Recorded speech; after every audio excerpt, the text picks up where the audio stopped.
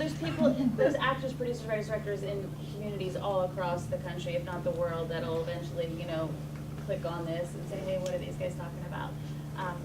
How many of these projects were SAG versus non-union? Any SAG, any non-union? Pretty good SAG?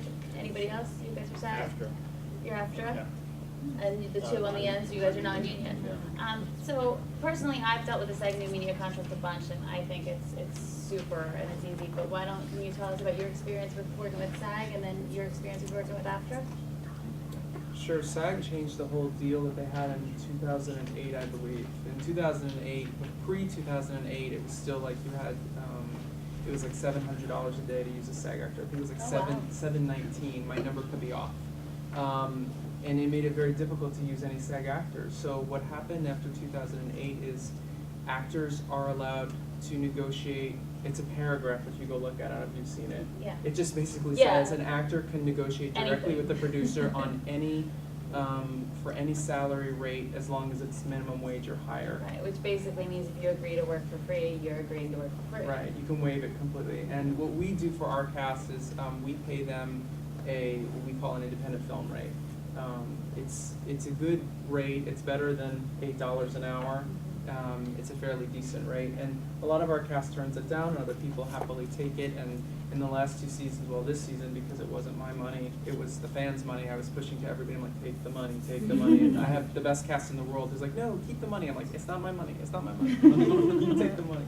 But yeah. And so why would you advocate going SAG? What benefits does it, besides being able to use SAG actors, what all does it bring to the table? I don't know. I don't know what the right answer is because I come out sounding like a jerk. So I'll go drink and think. No, there's, for us, here's why we did it. In your experience. In my experience, for why we did it, because the 6 actors I wanted to work with are all SAG actors. That's what it literally came down to. When I wrote Pretty the first season, 5 of the parts I had my friends in mind. They're all SAG actors. You also wouldn't be able to get the cameos. You can't get the cameos. It's really, they make it really difficult. So, and then in terms of, you know, just the level of the production that you want to have, which is not saying anything that you can't have non-union people, because I know a lot of people who are non-union who are brilliant. Right. So. I think it adds the name, the Prestige. reputation, Yeah, prestige. it's just the. Now, I have never used an AFTRA contract, so what was To be that honest, like? mainly with AFTRA, my producing partner Fariba handles it, but for the most part, it's in the same vein as SAG. I believe there's a paragraph in there that you basically, if you agree to any right, if it be free, then you're waiving your right for payment. Again, the people we generally have used have been in either union, either SAG or AFTRA, so they can sign it for the new media deal, but we haven't been able to pay people that much or even much at all. Sometimes, like my old roommate was one of my actors, so I could toss him in there and he'd do whatever.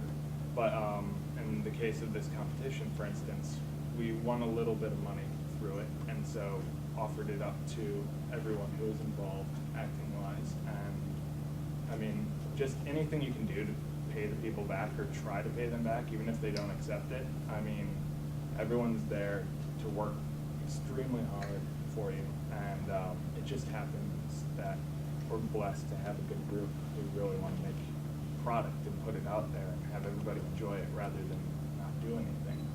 So. And the reality, no one is doing web series right now to make millions of dollars. That's not. You're doing it because you believe in the project that you're in or the project that you want to go do. Very few actually who would be SAG shows or after shows, whatever they may be on the web, can even afford to pay people that much. I mean, with the exception of, I don't know if you'd classify what Netflix is doing or what Hulu now is getting into it, but House of Cards, Kevin Spacey's thing, that, like, I'm sure people are making minimum SAG on that as opposed to not, but they could get away with it if they wanted to and just claim new media. So it's, like, if you have the ability to pay your actors and pay your crew, do it, like 100%. I mean, they're there working just as hard, but as most people in this room, Yeah, I if mean, you've if done there's it, a budget like that, you know, who knows what Kevin Spacey's budget is, but like, Yeah. if there's a budget, I don't know personally an actor that would say, oh, everybody else is getting paid, but not me, you know. So yeah, if there's a budget, everyone's gonna get paid, but sometimes the budget literally goes to pizza. Yeah, literally our budget for this and for a few of the ones we've done in the past went for paying for all the food. Yeah. And things like that. Or if, God forbid, you break a piece of equipment, you might be putting it back into that, but, Or really- something in someone's house, or. Or just like the things you don't think of, crafty. I mean, that cost a lot of money to put even water out there and everything else, so. Yeah, we're really lucky with our group. So I guess our last thing we'll talk about, and then I have the official winner in my hand. Does anybody have the American Idol music so they can write back close-ups on other faces? I think we'd have to pay to use Like that. that. It takes 20 minutes for the answer. And we're gonna cut to commercial, yes. Because we are sitting here in Los Angeles, and I don't know if, I guess it does make it easier for us to do things like this, but there's people out there that perhaps live in smaller markets. So what advice, because, you know, all 5 of you have amazing projects with amazing groups of people, what advice do you give to those people that are out there that aren't in, say, Los Angeles? How do they get this idea out of their head and make it happen? How do you connect to people? Just what advice you got for them? I Move just, to LA? yeah, Kidding. move to LA. No, I would just say, just get out there and do it. You know, I mean, if you have a flip cam, I mean, if you don't have a camera, go talk to someone in a camera shop, you know, see, because they might be interested in doing something. Just get out there and socialize and network. You know, I wouldn't have been able to do my series if it wasn't for the massive amounts of people that I'm luckily connected to. So that's what I would just say. Just get out there, talk, go to your local college, you know, go to a comic book store. I don't know. Find your people. Find your people. Yeah, I mean, just go around and, like, if you're looking for actors in, I don't know, Ohio, go to your community theater, go wherever you can to find people who are able to do the talent, or have the talent that you're looking for. But, I mean, you don't have to be in LA to do it either. They were nominated for The Cell, Mark Gardner down in Texas. I mean, wherever you got guitar, you can do it anywhere. It just happens to be that, yes, we have more equipment here than maybe in the Midwest, but yeah, an iPhone does wonders nowadays, especially the new one. So get out there and shoot with those. Mark shot the cell in an abandoned 99-cent store. Yeah. And Built the set built all the right set there. within it. Oh my God. It's incredible, and you have to go watch it because it looks like they really are in like this crazy prison thing. It's nuts. It's amazing.